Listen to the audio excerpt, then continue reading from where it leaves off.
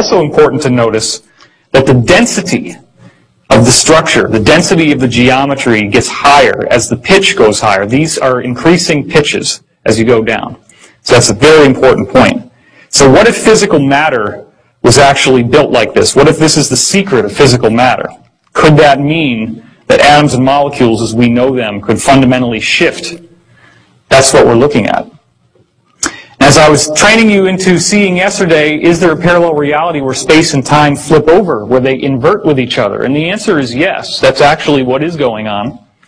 Does this solve all the basic quantum physics problems? It does. And that's been proven.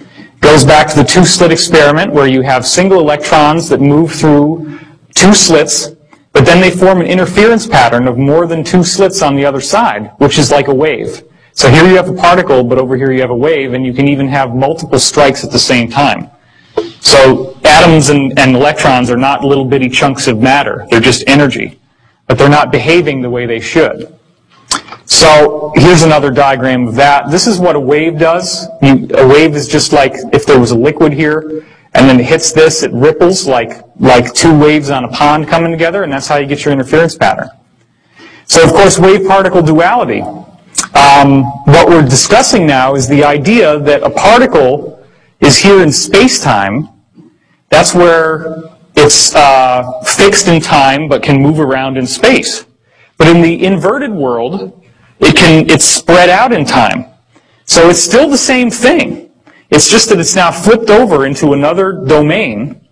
And in that other domain, it spaces out in time, and thus you get this kind of waveform that's created from it. Well, this would all be just kind of an interesting intellectual study until you start looking at larger objects. Now check this out. This is a little thing called a buckyball or a fullerene. It's carbon molecules, 60 of them put together. Obviously, this is a solid piece of matter. In fact, they're used to store items inside of them. They can be used for like disaster cleanups, like oil spills eventually. If they could manufacture enough of them, that kind of thing would be great for that. Well, Zellinger in 1999 took these carbon-60 molecules and shot them at a 100 nanometer diffraction grating, which is a little slit like we showed you before, and we got an interference pattern, which is like a wave. So do you realize what that means? The buckyballs were rolling inside out somehow. They hit that wall, and they turned over. Like, have you ever had one of those little balloons where you squeeze it in your hand and it goes whoosh? Is everybody with me? That's what seems to be happening with physical matter, and I've heard that from black ops people as well. This is performed in Austria. So this little guy popped into all these waves when he hit the wall because he flipped inside out. Now what's really interesting about the geometry that we're already showing you, like the geometry at the formation of the universe, is that they also can do this. But they do this in a very interesting way. When these geometries flip inside out, this is the opposite that they form. So when you have the dodecahedron, it forms the icosahedron. The tetrahedron flips into another tetrahedron upside down, and then the octahedron flips over into a cube, and it goes back and forth between those two. Now here's what's another very fascinating point. We've just seen how the fullerene can burst into a wave. Well, guess what? DNA is almost the same width. Now just chew on that for a second if you haven't already seen this talk. I mean, DNA is supposed to be a molecule. In fact, the amount of DNA in one cell of your body, if you spaced it out, is 5 feet long. It's 5 feet tall.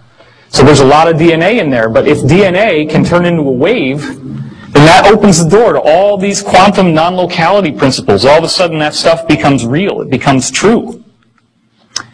Well, we already have plenty of experimental evidence, and I'm just going to show you one of them right for now. This is Kuznachiev, a Russian scientist who passed a diseased cell culture through a shield here, which, when it was glass, there was no effect. Of course, the other culture was just healthy tissue. But then when he passed through quartz, the quartz allowed the disease to be transmitted to the healthy cells here. So you have disease to healthy. Well, a virus, again, is a little tiny thing. Most viruses are shaped like geometry. I don't know if you remember that. A virus can turn into a wave. Okay? So there are some people who believe, for example, that AIDS is synthetic and that you can actually activate the dormant virus with a wave. It is important to remember that your consciousness has more power than any wave that could ever be beamed at you. So if you ever start worrying about electromagnetic mind control or all these silly things that people get focused on, that's something that you don't need to worry about. Also, has anybody here done healing? Has anybody here? Okay, wow, that's more than half. Have you ever noticed how if you're with somebody and you're really empathizing with somebody who's sick, that you start feeling some of the same thing that they've got? There was a case where I had a woman, they were doing a Reiki session on her, and I was in the room, and I started to have this outrageous pain in my big toe. It turns out that she had a gangrenous foot, and the exact spot on my toe that hurt was where the pain was the most strong for her. So this is real stuff. But the thing is, when you get these energetic beamings, unlike this helpless little cell culture, your consciousness has a huge effect on what's going to happen to you. And those little health problems, they don't last very long, right? I mean, usually if you ever do healing work on somebody, just as a tip, go and wash your hands from the elbows down, because that will get rid of this transmitted energy. Okay, it's a very effective means of doing that. So Dewey Larson, the physicist, revealed that time is in fact a three-dimensional domain. And this is where we're getting into the idea of what's over there on the other side when you flip over a particle and it turns into a wave. There's a three-dimensional realm where time as we know it is spaced out. Now, okay, not everybody's following me on this, but we're going to go into how this works, so just stay with me. Einstein talked about the space-time fabric, and the basic idea about gravity is that planets are like dipping down in this fabric, and then gravity is just the result of things rolling towards the planet as the fabric is displaced. Well, think about it. If this were true, and all the planets are sitting on top of this fabric, that means that only the fabric and what's above it represents the realm that we live in. But then you got this whole place on the bottom. And where is that? And how do we get there? Well, the answer is you got to punch a hole through.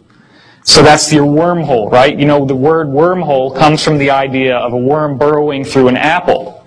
Everybody remember that? And it's like the outside of the apple is space-time. The inside of the apple, where the wormhole goes, is time-space. That's a three-dimensional realm of time. Time is not linear. It's only linear because we're stuck in space-time. So what happens is time-space is on the inside of the apple, or the donut in this case, and space-time is on the outside. But this whole system can invert so that space-time is now on the inside and time-space is on the outside.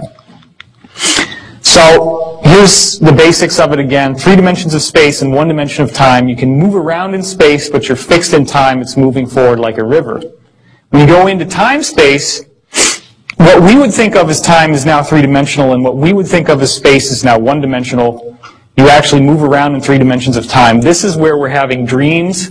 This is where we're having astral experiences. That's why a psychic in a particular place can actually look forward and backward in time in that location, because they're viewing through time-space. That's what your psychic function is. Distance you travel in time-space is actually time travel over here. Now that sounds really far out, but the bottom line is all the things that I'm telling you have been verified by multiple black ops witnesses.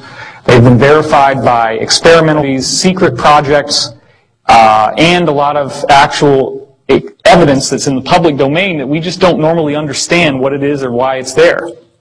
The entry and exit points are very important. If you look up in these medieval texts about fairy circles and fairy rings, these are the little circles you go into where you find the fairies or the gnomes or the dwarves or the elves or whatever.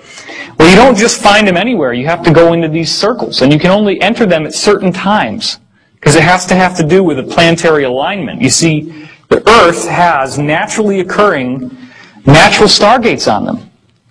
And I know that some of you might not believe this, but there's so much evidence, and we're going to go through some of that. There are natural stargates, and you actually can time travel. So there's a very important reason why the ancients were building things like Stonehenge and the pyramids. This is not just to entertain themselves and to build a tomb for the dead pharaoh. Okay, it's much more than that. So I read this book when I was 7 years old. And in the book we have descriptions of experiments in ESP between Harold Sherman, the author, and Sir Hubert Watkins, who was an Antarctic explorer. They documented some fantastic telepathy experiments. In one case, Sherman is sitting there in his room in LA, and he's tuning into Watkins, and he gets this pain in his head, and it hurts a lot. So he writes down, okay, pain in the head. When we correspond that to what Watkins' journal said at the same time, all the people in his Antarctic expedition team were bumping into this stovepipe that had fallen down with a sharp edge, and they were actually lacerating their head, the skull. Hit bleeding from that, and he was feeling the pain. Just like I said, there's an energetic transmission of the pain. Well, after Watkins died, the telepathy continued because they were so much in affinity with each other that he could recognize Watkins when he spoke. So Watkins is describing in some of these